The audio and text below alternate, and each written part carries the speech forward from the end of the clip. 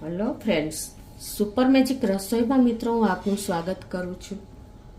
આજે હું મલાઈમાં લીંબુ નાખીને આપણે ઘી બનાવવાની રેસીપી તમારી સાથે શેર કરું છું. તો તમને ચોક્કસ આ વિડીયો ગમશે. ગમે તો લાઈક કરજો, શેર કરજો અને સબસ્ક્રાઈબ કરવાનું તો ભૂલતા જ નહીં. અને મિત્રો બાજુમાં રહેલ બેલ આઇકનને પણ પ્રેસ કરજો, જેથી કરીને લેટેસ્ટ વિડીયોની માહિતી તમને મળતી રહે. તો મિત્રો આપણે ઘણીવાર અલગ અલગ રીતે ઘી બનાવ્યું જ છે, પણ આજે આપણે કોઈ પણ જાતના મેરવણ વગર કે કોઈ પણ જાતની ઝંઝટ વગર ઇન્સ્ટન્ટ જ આપણે આ મલાઈ મારે 10 દિવસની છે ને એને આપણે આવી રીતે મિક્સ કરી લેશું. અને પછી આપણે એમાં લીંબુ નીચોવી દેવાનું છે અને મીઠું નાખી દેવાનું છે અને સીધી જ આપણે કુકરમાં 2 વિસલ કરીને અને ઘી બનાવી લેશું. આ રીતે તો તમે ક્યારેય નહીં બનાવ્યું હોય. તો પહેલા તો આપણે કુકર લેશું. કોઈ પણ તમારી પાસે જાડા તળિયા વાળું હોય એવું કુકર લેવાનું છે. તો આ રીતે આપણે આ મલાઈને મિક્સ કરી અને કુકરમાં એડ કરી દઈએ. તો આ રીતે જો આપણે મલાઈ આ રીતે મિક્સ કરી લેશું એટલે એક રસ થઈ જાય. ન કરો તો પણ ચાલે. હવે આપણે આ જ મલાઈમાં સીધું કોઈ પણ જાતનું દહીં છાશ નાખ્યા વગર આપણે ખાલી એક લીંબુનો રસ નીચોવી દેશું. હવે આમાં આપણે અડધી ચમચી જેવું, અડધી ચમચીથી પણ ઓછું એટલું મીઠું નાખી દેશું અને આ બધું આપણે મિક્સ કરી લેશું.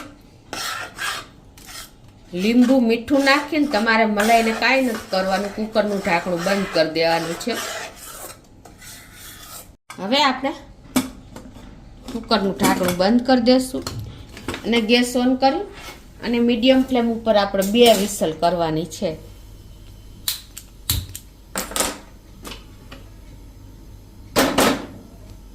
તો મિત્રો જો આપણે કુકરને વિસલ થઈ ગઈ છે. મેં 2 વિસલ કરીને જોયું હતું ને તો જેટલું ગરમ નહોતું થયું એટલે મેં બીજી 5 વિસલ કરી. ટોટલી 7 વિસલ કરી છે અને પ્યોર ઘી આપણું તૈયાર થઈ ગયું છે. જો ખ્યાલ આવે છે તમને? સીધું ગાળવાનું જ રહે. તમે વિસલ વધારે કરશો ને તો તમારે પછી ખોયલા પછી ઉકાળવું નહીં પડે. તો આ રીતે જો આપણે બધું ઘી ઉપરથી લઈને અને ગાળી લેશું. આ રીતે જો આપણે ઘીને ગાળી લીધું છે અને જો આપણું ઘી પણ અને આ કીટું જે નીકળ્યું ને એમાં તમે ટોપરાનું ખમણ ખાંડ નાખીને અને તમે એના ટોપરાના લાડુ પણ વારી શકો છો. 1-2 મિનિટ ઉકાળીને ખાંડનું પાણી થાય એટલે ઉકાળવું જ પડે. એટલે એકદમ ટેસ્ટી એવા આપણા ટોપરાના લાડુ તૈયાર થઈ જશે, કેમ કે એકદમ હેલ્ધી અંદર હોય છે એનું જે પાછળનો ભાગ.